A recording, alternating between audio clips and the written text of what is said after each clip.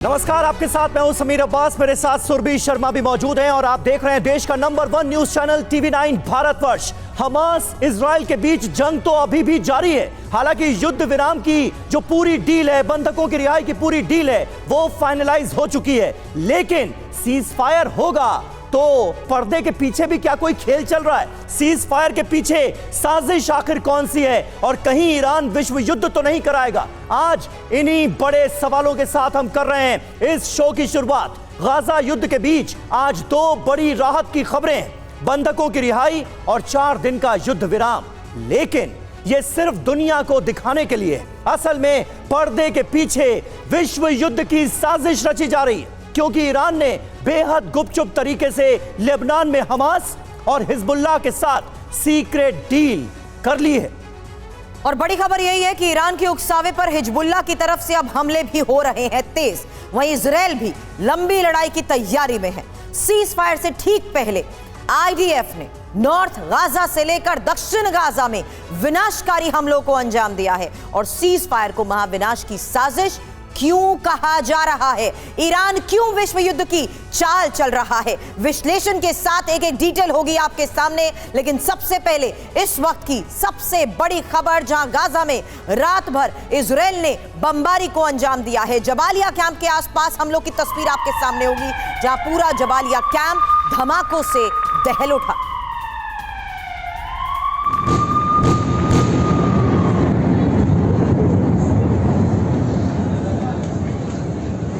और इस वक्त की एक सबसे ताजा अपडेट आपको दे दें। कुछ देर पहले गाजा में फिर से हमला हुआ है, फिर धमाके हुए हैं। युद्ध विराम से पहले इजराइल ने हमले किए हैं ताबड़तोड़, कई गोले दागे गए हैं बैक टू बैक। ये तस्वीरें आप देखिए। आज युद्ध विराम का दिन है। अब से चंद घंटों के बाद युद्ध विराम अमल में लाया जाएगा और साफ तौर पर जो जानकारियां सामने आ रही हैं, शाम 7:30 बजे से बंधकों की रिहाई का सिलसिला भी शुरू हो जाएगा। सुबह 10:30 बजे से सीज फायर पर अमल होना है। लेकिन आप देखिए किस तरह से अभी भी हमलों का सिलसिला गाजा पर रुका नहीं है। इजराइल की तरफ से हमले लगातार जारी हैं, बैक टू बैक गोले दागे गए हैं इस वक्त।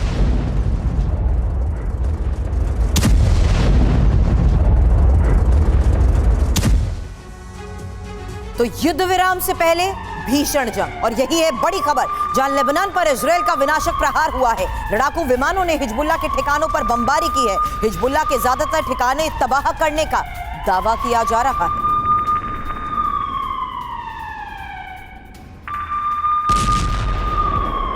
और लेबनान की भूमिका बढ़ती नजर आ रही है। हिजबुल्लाह लगातार अलर्ट मोड पर है। सीज फायर से पहले लेबनान से एक बड़ी खबर आ रही है। गाजा जंग के बीच ईरान ने बहुत बड़ी चाल चली है।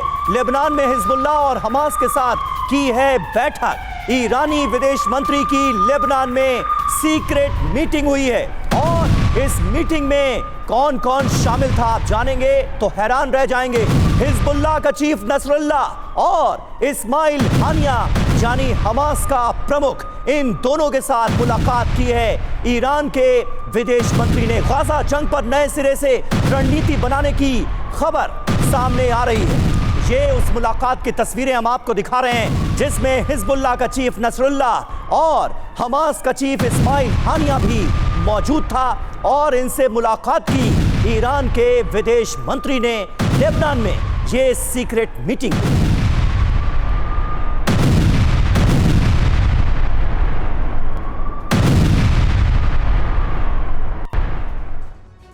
इसी सीक्रेट मीटिंग की एक्सक्लूसिव जानकारी TV9 भारतवर्ष के पास है। बड़ी खबर क्या है, दावा क्या किया जा रहा है और उसके बाद क्या बड़े सवाल, एक एक इंफॉर्मेशन आपके सामने, क्योंकि इस मुलाकात की तस्वीर आपने देखी है। लेकिन पहले बड़ी खबर, गाजा जंग के बीच ईरान और लेबनान की इस रणनीति को लेकर आई। वहीं विदेश मंत्री अमीर अब्दुल्लाहियान बैरूत दौरे पर तो पहुंचे, वहीं नसरुल्लाह और हानिया के साथ सीक्रेट मीटिंग को लेकर समीर दावे ये किए गए कि इस गाजा में ही मानवीय मदद पर इस बैठक में चर्चा की गई है। बिल्कुल, ये तो बताया गया है कि मानवीय मदद पर चर्चा हुई है। चर्चा किस बात को लेकर हुई है, यह हम और आप अंदाजा लगा सकते हैं। बड़े सवाल क्या हैं? क्या गाजा में हमास की मदद करने की रणनीति बनी?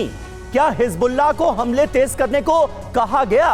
क्या जंग के लिए ईरान ने हथियार भेजने का वादा किया? क्या जंग को बड़े लेवल पर ले जाने पर चर्चा हुई? असल सवाल ये हैं जिनके जवाब तलाशे जाने जरूरी हैं, क्योंकि आसार तो यही जताए जा रहे हैं कि इस युद्ध विराम के पीछे कोई बड़ी कॉन्स्पिरेसी है, कोई बड़ी साजिश है और ईरान इस युद्ध को और भड़काने की तैयारी में है।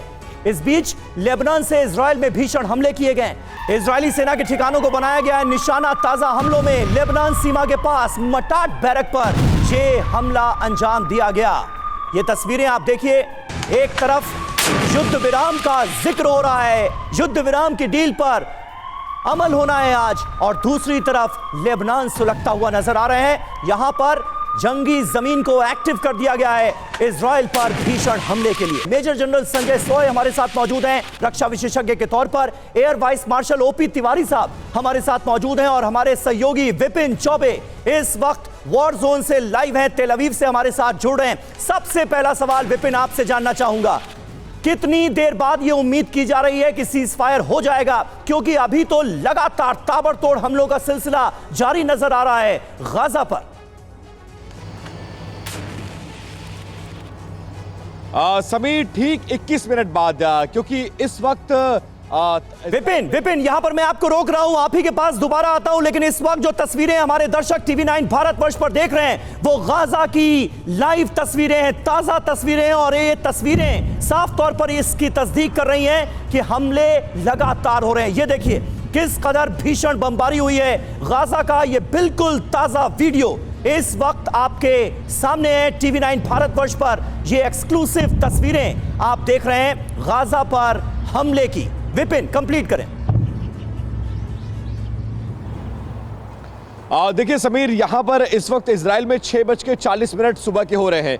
ठीक 20 मिनट बाद यानी 7 बजे का वक्त मुकर्रर किया गया था कि 7 बजे सीज फायर होगा, और यहां के समय के मुताबिक मतलब शाम को 4 बजे और भारतीय समय के मुताबिक लगभग 7:30 बजे शाम को जो बंधक हैं उनको रिहा किया जाएगा। एक तरफ से कैदी जाएंगे और दूसरी तरफ से बंधक आएंगे, और इसकी लाइव स्ट्रीमिंग होगी। बाकायदा मीडिया सेंटर बनाया गया है, तो 7 बजे सीज फायर हो जाएगा, और सीज फायर करने के बाद दोनों पक्ष ये देखेंगे कि जो कमिटमेंट्स की गए हैं क्या वो कमिटमेंट पूरे किए जा रहे हैं कि नहीं। हालांकि अभी पेच बहुत है, क्योंकि रह रहकर हमास अपनी शर्तों में परिवर्तन ला रहा है, और उसकी शर्तों को अब मानने से इजराइल ने इनकार कर दिया है। लिहाजा जिन शर्तों पर सहमति बनी है वो ये है कि 4 दिन तक सीज फायर, बदले में 50 बंधक, इधर से 150 कैदी, और इस बीच कुछ भी आप नहीं करेंगे ऐसा जो उकसावे की कार्रवाई को माना जाए। तो फिलहाल वह इंतजार करिए अगले 20 मिनट का।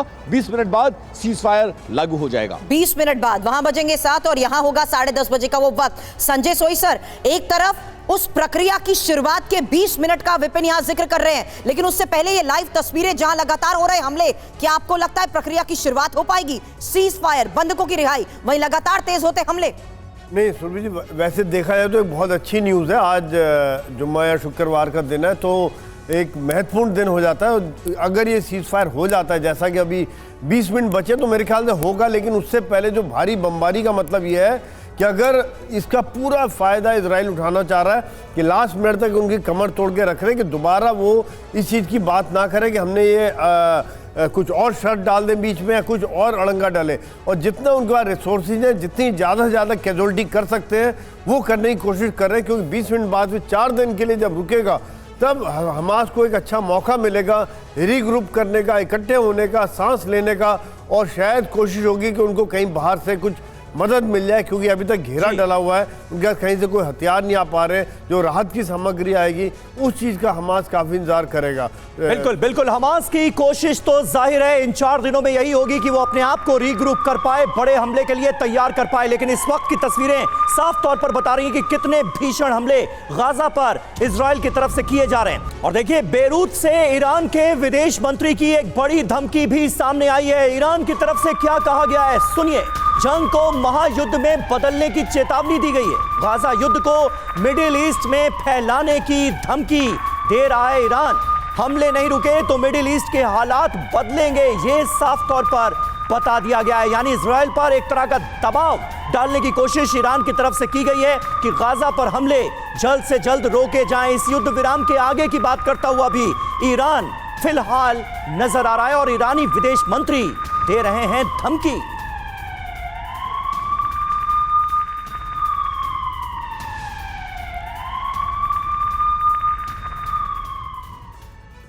देखिए, मिडिल ईस्ट में जंगी चिंगारियां सुलगती हुई नजर आ रही हैं। मिडिल ईस्ट से महायुद्ध की शुरुआत ना हो जाए कहीं। ईरान की धमकी के मायने क्या हैं, ये जरा आप देखिए। क्या अमेरिका इजराइल के खिलाफ ये बड़ी साजिश है? क्या हमास, हिजबुल्ला और हूती, ये ट्रिपल एच, इनको भड़काने की कोशिश की जा रही है? सुरभि, ये अहम सवाल। क्योंकि क्या गाजा जंग के बहाने मुस्लिम देशों को यहां उकसाने की कोशिश हो रही है? ये एक और बड़ा सवाल खड़ा हो जाता है, क्योंकि जंग को विश्व युद्ध की तरफ ले जाने के क्या ये बड़े संकेत हैं? इसमें जरूरी बातें भी हैं समीर, जहां ये समझना जरूरी है कि कैसे ईरानी विदेश मंत्री के बैरूत में जाने से ही हैरान तो है पूरी दुनिया, लेकिन हमास, हूती और हिजबुल्ला की ये जो बैठक हो रही है, इस बैठक में क्या बड़े फैसले लिए जा रहे हैं? क्योंकि हथियार देने को लेकर भी बड़े दावे किए जा चुके हैं। जी हां, और मिडिल ईस्ट में अमेरिका मौजूदगी नहीं चाहता। अमेरिका किसी भी हाल में यहां पर मौजूद ना रहे, ये ईरान की कोशिश देखिए सालों से रही है। और मिडिल ईस्ट में कई जगहों पर सैन्य बेस हैं अमेरिका के, जिन्हें ईरान निशाना बनाता रहा है।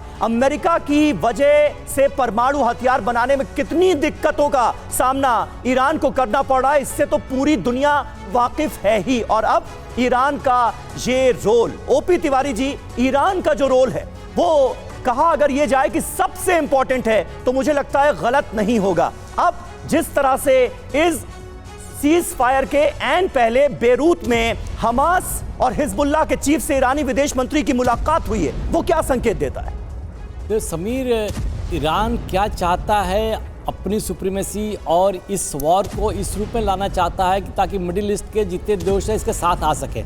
इसमें सक्सेसफुल हो पाएगा कि नहीं, ये बहुत बड़ा क्वेश्चन मार्क है।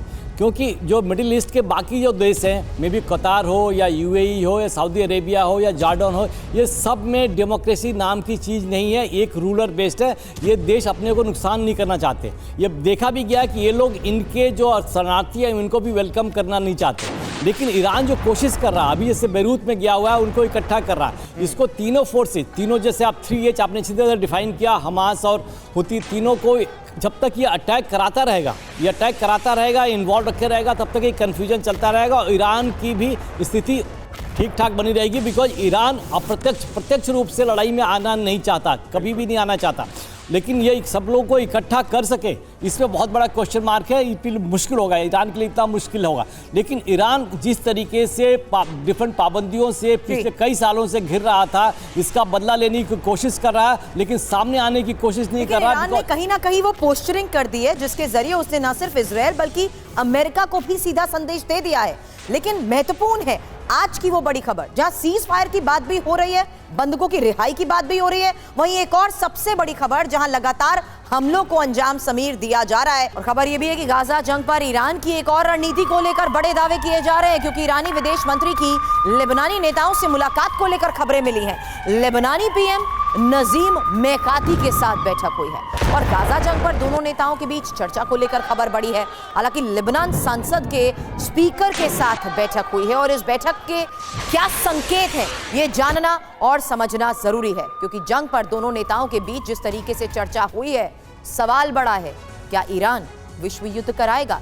रणनीति के तहत पहली बड़ी बात आपके सामने, क्योंकि मुस्लिम देशों को एकजुट करने में जिस तरीके से ये जुटे हुए हैं समीर, ये एक बड़ा संकेत है। जहां देखिए किस तरीके से हूती विद्रोही और हिजबुल्ला दोनों तरफ की बात को देखते हुए ये समझना जरूरी है कि किस तरीके से हूती विद्रोहियों को ईरान का अंदर खाने ही समर्थन हासिल है, वहीं ईरान के उकसावे पर इजराइल पर हिजबुल्ला भी हमलों को अंजाम दे रहा है। समीर, बिल्कुल, ईरान का रोल बहुत महत्वपूर्ण है। ईरानी इशारे पर शिप को अगवा करने का आरोप कह लीजिए, क्योंकि अब तो हूती विद्रोहियों ने सीधे सीधे माना, वीडियो जारी किया, एक ब्रिटिश मालवाहक जहाज को कैसे अगवा किया हूती विद्रोहियों ने इजराइल पर दबाव डालने के लिए। वहीं ईरान से हथियार मिलने का दावा हिजबुल्ला खुद भी करता है। यानी इन दोनों के पीछे कौन है?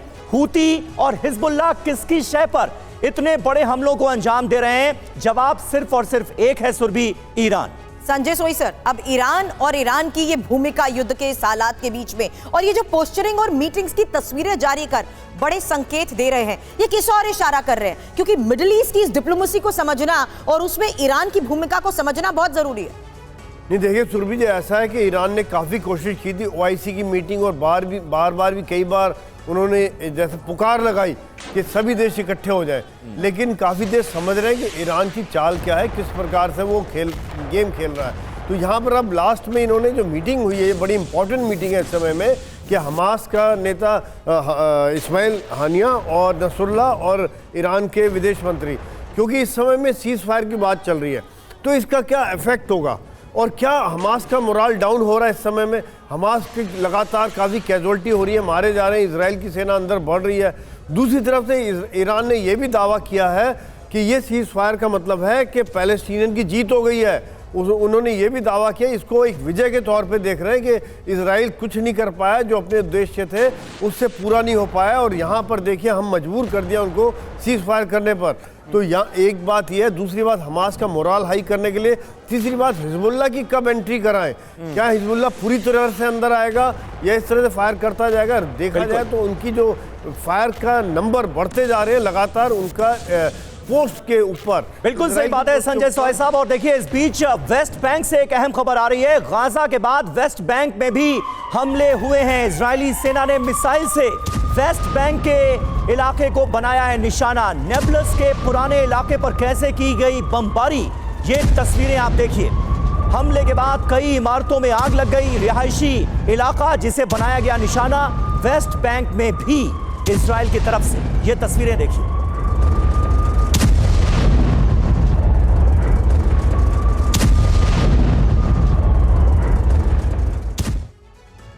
अबू अली मुस्तफा ब्रिगेड का इजराइल पर हमला। एक और बड़ी खबर, जहां गाजा से इजराइल पर गोले दागे गए हैं और लगातार जिस तरीके से हमलों को अंजाम दिया जा रहा है, एक और तस्वीरें जारी कर बड़े नुकसान का दावा किया गया है।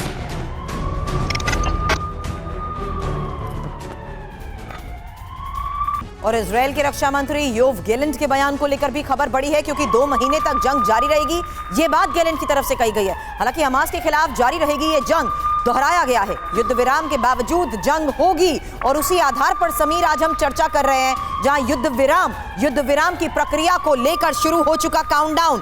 10:30 बजे का ये वक्त था जब ये प्रक्रिया शुरू हो रही है, और युद्ध विराम के तहत बंधकों की रिहाई जिस तरीके से बड़ी प्राथमिकता है, उस दौरान ये बयान और ये कहना कि युद्ध विराम के बावजूद जंग जारी रहेगी।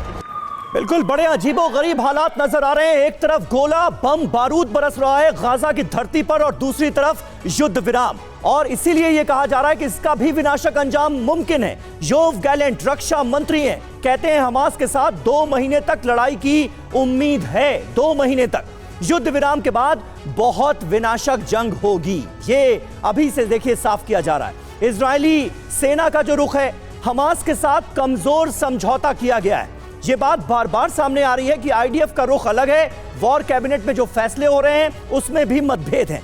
डील में किसी भी वक्त बड़ा बदलाव मुमकिन है, ये कहा गया है। बंधकों को सौंपने की प्रक्रिया बहुत जटिल है। आईडीएफ खुद ये बात मान रही है। रियर एडम जो कि आईडीएफ के प्रवक्ता हैं, वो खुद ये कहते नजर आ रहे हैं गाजा पट्टी में और अंदर सैनिकों की तैनाती करेंगे, ये कहा गया है एडम की तरफ से। तो कुल मिलाकर ये स्थितियां साफ तौर पर नजर आती हैं और युद्ध विराम का विनाशक अंजाम नजर आता है। विपिन चौबे हमारे साथ इस वक्त मौजूद हैं, आईडीएफ के तमाम सीनियर अधिकारियों से। विपिन, आपकी खुद बात हो रही है, अंदर खाने की क्या खबर आप इस वक्त हमारे दर्शकों को देना चाहेंगे? किस तरह से इस ऑपरेशन को आगे बढ़ाया जाएगा युद्ध विराम के बावजूद, क्या जानकारी मिल रही? देखिए समीर, आज की तारीख में आईडीएफ जहां और जितनी कामयाबी हासिल किया है, उसको हासिल करने में 47 से 48 दिन का वक्त लगेगा। इसलिए आप ये कतई ना समझें कि इस युद्ध विराम को, इस युद्ध की समाप्ति जो लोग समझने की भूल कर रहे हैं, वो गलती कर रहे हैं। दरअसल ये पॉज है, एक पॉज दिया गया है, और इस पॉज के बाद इसको वैसे समझिए कि तूफान के आने के पहले की वो शांति है, जिसमें दोगुनी ताकत के साथ आईडीएफ हमला करेगा 4 दिन के बाद। क्योंकि 47-48 दिनों की जंग के बाद इस मुकाम को आईडीएफ ने हासिल किया है। इतनी आसानी से अब आईडीएफ पीछे हटने वाला नहीं है। और इस बात को जान लीजिए, ये कहा गया है कि एक टेम्परेरी पॉज है for the releasing of hostages, लेकिन इसके बाद 4 दिन के बाद क्या होगा आप अंदाजा भी नहीं लगा सकते हैं। हमें फिलर्स दिए जा रहे हैं कि हम शांत नहीं हुए हैं, हम रुके हैं। रुक कर दोबारा से अपने आप ताकत को बढ़ाएंगे और फोर्सेस को भेजा जाएगा, और अभी जो साउथ गाजा का इलाका बाकी है, हम वहां वो कोहराम बचाएंगे जो हमास की कई पुश्तें याद रखेंगी। तो आप समझ लीजिए, प्रधानमंत्री नेतन्याहू ने भी साफ कर दिया है कि ये युद्ध विराम जरूर है, लेकिन हम अपने कमिटमेंट से पीछे नहीं जा रहे हैं। मतलब ये जंग थमने वाली और रुकने वाली नहीं है। जंग और विभत्स होगी क्योंकि साउथ गाजा में 25 लाख लोग बैठे हुए हैं और जब वहां बमबारी होगी तो जो मंजर क्या बात होगा आपने आप विपिन कही अंदाजा है लगा उसी के तहत अगली बड़ी खबर हमारे पास है। युद्ध के इस हालात के बीच फ्रंट लाइन से उसी रियलिटी को लेकर आगे भी विपिन आपसे अपडेट लूंगी। शुक्रिया फिलहाल हमें ज्वाइन करने के लिए। लेकिन जो बात विपिन कह रहे थे उसी का सबूत, क्योंकि पिछले 24 घंटे में इजराइल की भीषण बमबारी को लेकर खबरें आई हैं। गाजा में 300 से ज्यादा लोग मारे गए हैं। मरने वालों की संख्या लगातार बढ़ती जा रही है और आंकड़ा अब 14,532 हो चुका है। 49 दिनों की लड़ाई में लगभग 36,000 फिलिस्तीनियों के घायल होने की खबर आई। 7,000 से ज्यादा लोग मलबे के नीचे दबे हुए हैं। गाजा की सरकार ने ये आंकड़े जारी किए।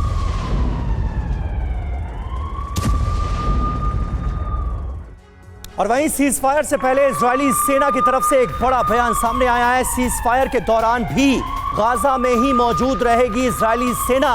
देखिए ये क्लियर कर दिया गया है, क्योंकि पहले इसको लेकर कई तरह के सवाल खड़े हो रहे थे कि सीज फायर के दौरान आईडीएफ के जवान क्या वापस लौटेंगे। क्लियर किया गया है ऐसा नहीं होगा, गाजा से नहीं हटेंगे आईडीएफ के जवान।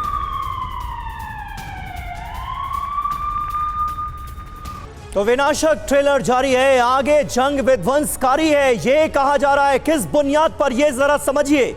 आईडीएफ ने हमास के गुनाहों का पर्दाफाश किया। इतने दिनों तक जो ग्राउंड ऑपरेशन चला उसकी सफलताएं सामने रखी गई हैं। 7 अक्टूबर से अब तक के हमलों का वीडियो भी जारी किया गया है। हमास के हमलों का वीडियो पूरी दुनिया को दिखाया और यह बताने की कोशिश की कि हमास के लड़ाके कितने बर्बर हैं।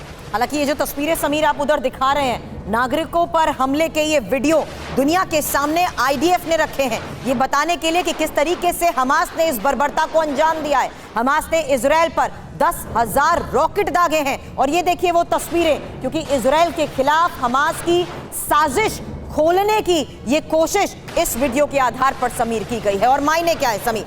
जी हाँ, मायने क्या है ये जरा समझिए। इजरायली सेना हमास को छोड़ेगी नहीं, ये संकेत बिल्कुल साफ नजर आता है। हमास के समूल नाश का जिक्र किया जा रहा है। हमास के खात्मे तक गाजा में जंग रुकने वाली नहीं है। सीज फायर के बावजूद हमास पर लगातार हमले होंगे, ये आईडीएफ ने साफ किया है। हमास के सपोर्टर्स का भी सफाया किया जाएगा। हम देख रहे हैं दक्षिण गाजा हो या फिर वेस्ट बैंक, यहां से हमास के सपोर्टर्स को भारी संख्या में गिरफ्तार किया जा रहा है। और इसमें इंपॉर्टेंट ये भी है समीर और तिवारी सर, मैं चाहूंगी इसका आप जवाब दें, क्योंकि की ऑपरेटिव्स तक पहुंचने की इस कोशिश में आईडीएफ भले ही बहुत ज्यादा लोगों के खात्मे के दावे कर रहा है, लेकिन मास्टरमाइंड तक अभी नहीं पहुंच पाए।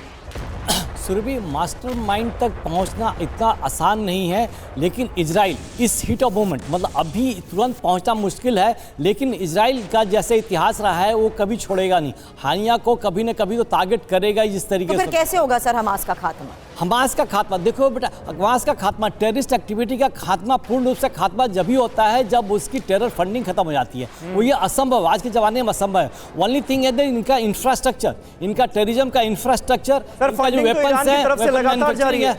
जब तक फंडिंग तो ईरान की तरफ से लगातार जारी है और इसीलिए ईरान ये कहता है कि हमास का समूल नाश संभव ही नहीं है, क्योंकि हमास एक संगठन नहीं, विचारधारा है। देखो नहीं, विचारधारा कह रहा है, लेकिन ये कोई विचारधारा नहीं है। जिस तरीके से एक्टिविटी इसने की थी 7 अक्टूबर को, ये विचारधारा ये आदमी की तरफ से नहीं थी।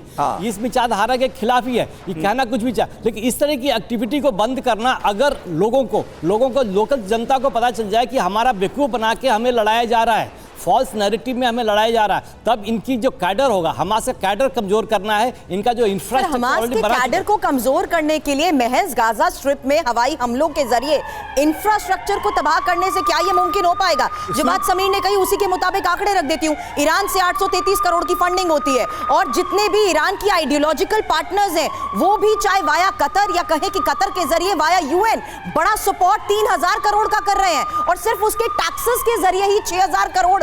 इतने बड़े आंकड़े अगर हमास को इतना मजबूत करते हैं तो उसका सफाया कैसे होगा? यही एक सबसे बड़ा सवाल है समीर।